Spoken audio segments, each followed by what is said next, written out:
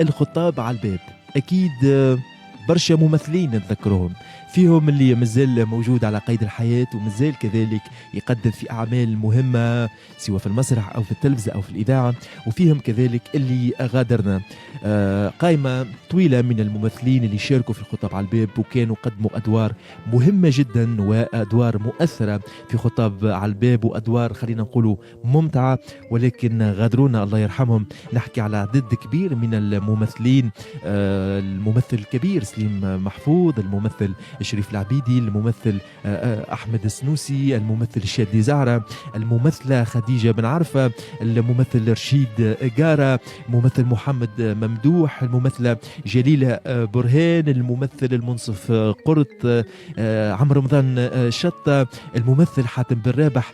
هذه من بين الأسماء اللي كانت مؤثرة في الخطاب على الباب، واللي استمتعنا الناس الكل بأدائها في مسلسل الخطاب على الباب. غادرتنا وخلفت طبعا في نفوس الناس الكل اللي حبتها واللي عشقت أدائها الكثير من المرارة واللوعة والأسى. حبينا لمسة وفاء لمن غادرنا ولمن مروا من هنا، لمن مروا من مسلسل الخطاب على الباب. نسمع مع بعضنا لمسة الوفاء وراجعين. عديدة هي الأسماء الفنية المشاركة في مسلسل الخطاب على الباب واللي غادرتنا وخلفت في نفسية جمهورها برشا حزن وألم. الممثل الكبير سليم محفوظ أو سلومة صاحب قهوة السوق في مسلسل الخطاب على الباب. سليم محفوظ ولد باب المنارة بالعاصمة، توفي صباح يوم الأحد 30 جويلية 2017. هو ممثل تونسي توفي بعد صراع مع المرض. اضطر خلال السنوات الأخيرة إلى الابتعاد عن الشاشة بسبب ذلك. يعتبر سليم محفوظ من جيل المؤسسين في الحقل المسرحي، إذ ساهم في بعض أكثر من مؤسسة مسرحية وقدم للتلفزة العديد من الأدوار الرائعة، لعل آخرها دور حوسي في مسلسل شوف لي حل.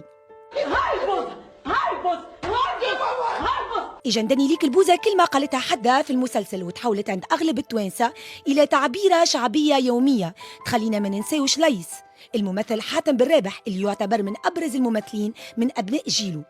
شارك في عدد هام من المسلسلات التلفزيونية والمسرحيات وكان له حضور لافت في السينما، غير أن إقامته في اليونان حالت دون حضور المنتظم في المشهد الفني والثقافي التونسي.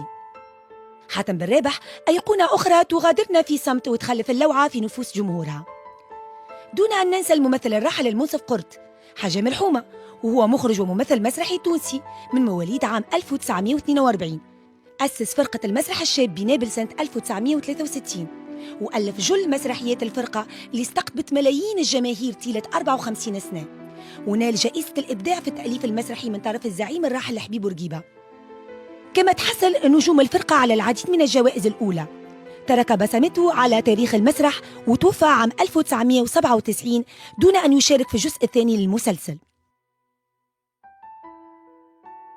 باللازمة إلا ما نشكي بيك هي الجملة الأكثر تكراراً للممثل الكبير شريف العبيدي أو عبد الستار نتريتي البوسطة كما يحب جمهور يناديله. هو فنان وممثل تونسي من مواليد 19 نوفمبر عام 1936 في باب سويقة، هو ابن المسرح البلدي. اكتشفه الفنان علي بن عياد وشارك في عدد كبير من الأعمال الفنية الدرامية والمسرحية الهامة. هو ولد الفرقة المسرحية البلدية تونس.